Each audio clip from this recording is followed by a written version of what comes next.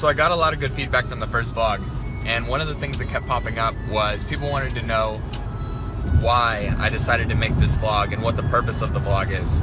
There's three ways I think to experience poker. There's one, which is you're just out there for fun, you have a lot of drinks, you know you're gonna lose money, sometimes you win money, but you're just out there for a great time, and there's nothing wrong with that. Two, you're trying to improve and you're learning. You're still making a lot of mistakes. You might be winning, you might be losing, but you're thinking about your gameplay, you're trying to get better, and you're at the beginning of your poker journey and you're trying to move up in stakes. That's where I am. And then three, there's the pro players that are playing 5-10 and 2-5 or online all the time, grinding out a living and knowing that they're going to have a successful win rate and do well. I think we see a lot of the last one and not enough of the first two. So while I'm not the guy that's gonna go, well, I won't often go and have a bunch of drinks at the table and just throw money around. I do think I can show a little bit of that second group, the people that are trying to learn, still starting out in their poker journey, and trying to move up in stakes and grind up a bankroll.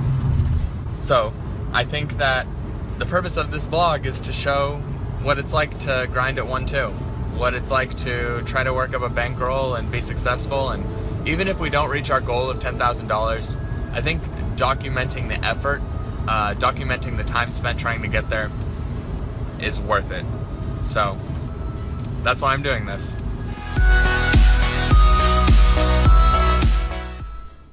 Sunday morning, going to Graton today. First, we've got a buddy's birthday party, and before that, going to the beach for a run.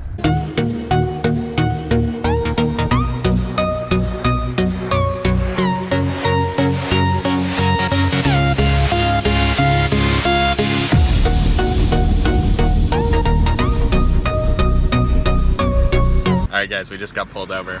I don't know if you can see the officer back there, busy writing me a ticket. Living life in the fast lane. This is Zach and Sophia. Say hi guys. Unbelievable.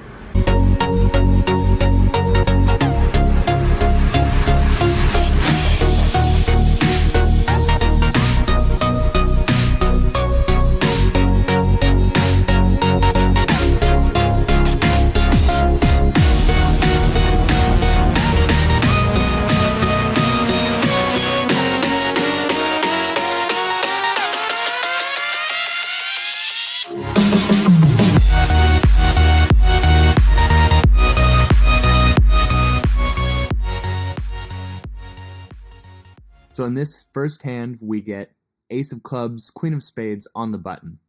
My buddy Zach that came up here to the casino with me in the hijack makes it $15. I call on the button, and the small blind bumps it up to 45. Zach calls, and I call as well. The flop comes ace of hearts, two of spades. Checks to me, and I bet 90. Everybody folds, and we take down our first pot of the night.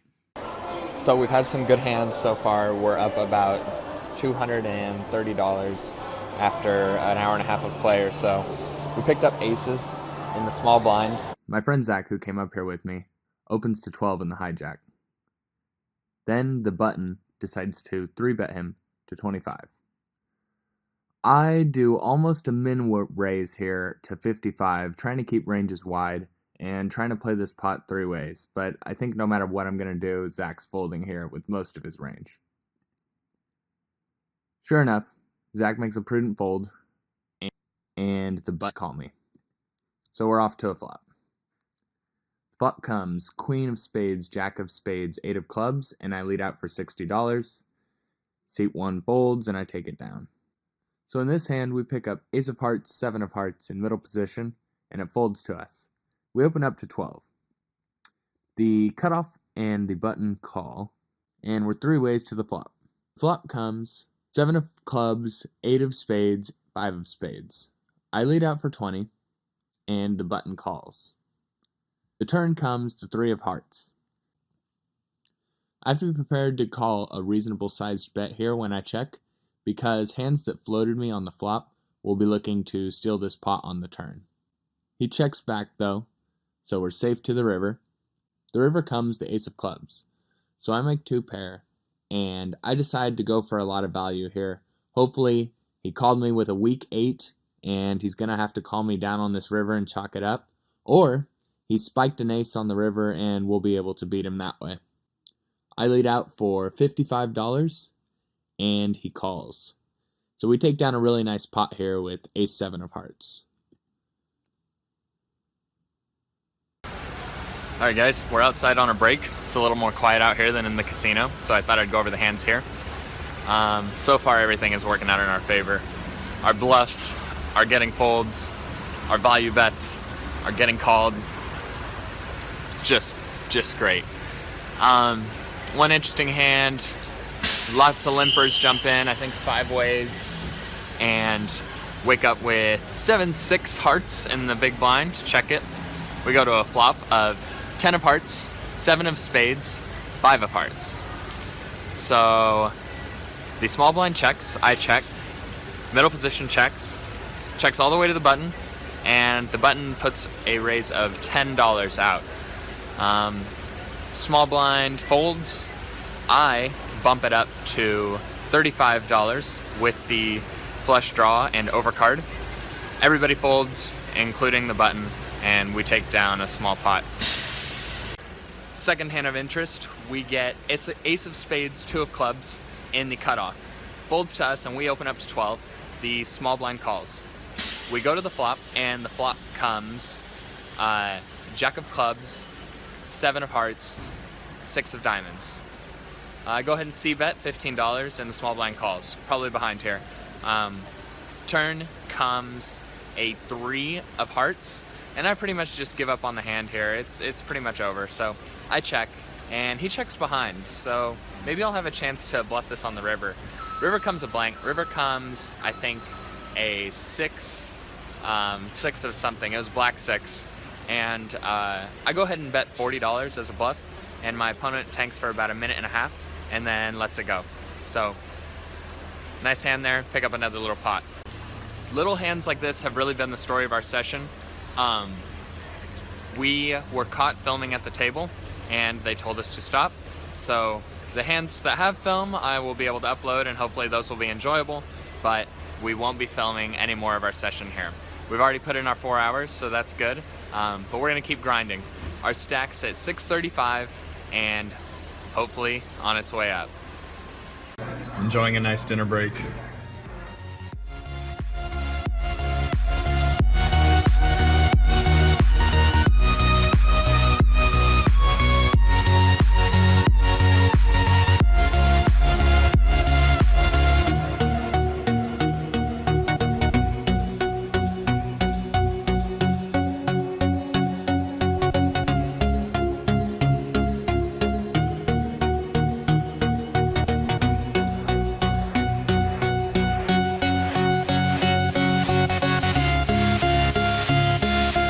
Right here. These are my people. Right on, man. Right on. Get done bucking the hay. Go play some poker.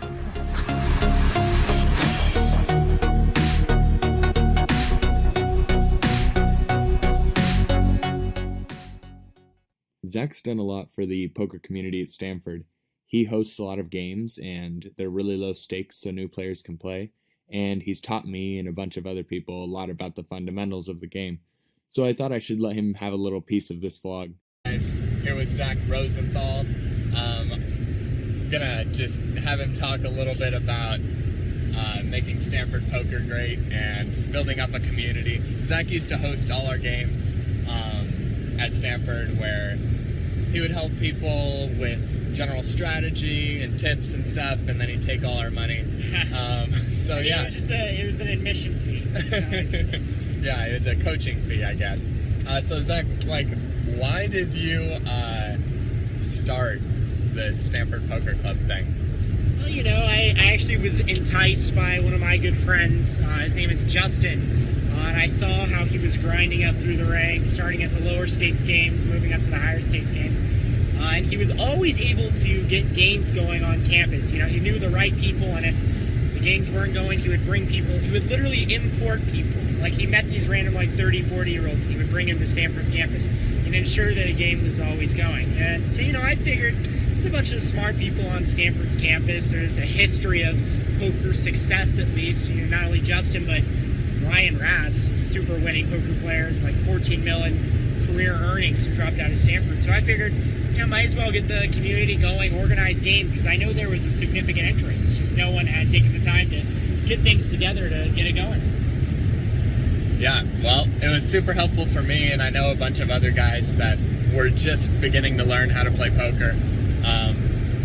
And yeah, it was a lot of fun. So thanks for doing that, Zach. You pay extra for these? Or? Alright, so we're going to talk about a hand that Zach and I were both involved in. All right, so this is a hand I played versus the whale himself. Probably biggest, it was 100 big blind pot. So a whale to my right was revealing his cards, and I saw him reveal ace 8 suited, or like ace 9 suited. He was sitting about $400, $500 at the 1-3 game. And I had him covered, and I saw king queen of spades suited, and so the guy to my right opens to $22. I call, and then Brandon to my left thinks for a second and then calls, and everyone else folds, and it's 3-way to the flop. So there's 22, 44, 66, something like $70, $75 in the pot now. So the flop comes Jack 4, 5 with 1 spade. So the guy to my right checks. I know this guy has nothing, and I have king high. I want to fold out ace high. So I bet 65 or 70. Brandon kind of thinks for like 30 seconds, and then he makes the call, and then the guy to my right makes the call. Interesting. The turn was another 4, which 4 spades, giving me a backdoor flush draw. The guy to my right checks, and then I bet 100 and wasn't much over 100.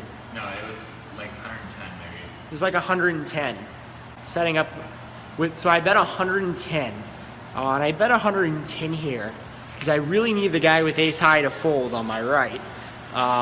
And I thought that Brandon would be calling me with every pocket pair, all sort of like, and everything from 6s to 10s that he chose not to 3-bet with pre. I need him to be folding those hands. I need him to be folding like, random floats, like ace high floats that he decided to call me with on the flop, because we have a lot of history together. I think he's calling me very wide there, like straight draw 6-7, like ace, just random ace X. But in any case, I think that there's merit in betting. I also considered check raising for a bit, but I thought that betting would probably be most natural there. Naturally, I'm repping, any sort of stronger jack. I figure I have a good hand to do that with king queen. I figure he would 3-bet ace jack pre as a squeeze, or jacks. So really, at this point, I figure this is the best turn card, one of the best turn cards to barrel. Because it blocks his sets, makes it much more likely he's got some of the weaker floatish type hands, while I block, most of his strong, slower played hands with king queen. Plus I have a ton of equity. So I bet he thinks for like a minute or two, no, not a minute or two, sorry, like 30 seconds, it's pretty quick, calls. And the guy to my right calls again, ace high. So at this point, my intention was to give up. I wasn't gonna barrel, many river cards. Obviously wasn't going to barrel an ace because pairs up the guy to my right who's still calling me down with ace high. So the river comes a queen, an offsuit queen, giving me top pair. The guy to my right checks, and at this point I'm almost confident that I have the best hand. I just rivered. I figured I sucked out on Brandon. I figured Brandon was probably calling me down, with some sort of middling type pair. Could have a jack. Maybe he chose not to 3-bet ace jack or something. So I bet all in, which is like another 150, I think exactly. So I go all in. Brandon snap calls 150. The guy to my right folds, and I flip over my hand thinking I'm good. And then I get the bad news, which is that we were basically drawing dead. to the one hand that we feared that he would have, which is pocket fives. So always bad to put money in, drawing to basically 0% equity, but we managed to do that to the one and only. From my perspective, that hand that Zach just talked about was pretty straightforward. Pocket fives pre-flop, no reason to re-raise there, just call. When we hit our set on the flop, we've got a rainbow board, not very much connectivity. I don't think those guys are putting in that much money with these low suited connectors pre, so I'm not too worried about a 6-7 type hand showing up. So I don't see any reason to re-raise on the flop, so I call there, and I'm happy to get the third guy tagging along with my set. On the turn, the other spade that came out brought some possibilities, and I really considered re-raising Zach when he bet into me on the turn, but I wanted to bring the third guy along. I had no idea he had ace high, so I thought he might have had a jack, and they were both, you know, king jack, ace jack, or maybe he even had 4-5. This guy was doing some wild stuff, so he could have 2 pair there, but hopefully they were on flush draws, which Zach was on, and I wanted them to get there with the flush. When the river comes a blank, well, to me it was a blank. You know, I have so much of the board locked up and everything. I'm really happy, but I was really hoping a spade got there. When the hijack checks, I'm like, man, probably not going to get much value out of this. Then Zach puts me all in. I'm so excited that I snap call instead of Hollywooding a little bit, trying to bring the hijack in for my whole stack and get a nice almost triple up there right near the end of the session. All right, guys, really good day today. We're going to go inside, get some rest. Just got home. Get a solid 8 hours before work tomorrow. We put in 6 hours today, so 12 hours for the week. We met our goal. We are far ahead where we thought we would be on the bankroll count, but can't be results oriented. We ran really, really hot today. We cashed out for $1,356, bought in for $300, so that's a nice profit of $1,056 today. Not a bad day's work. This means our bankroll is at like, I don't know,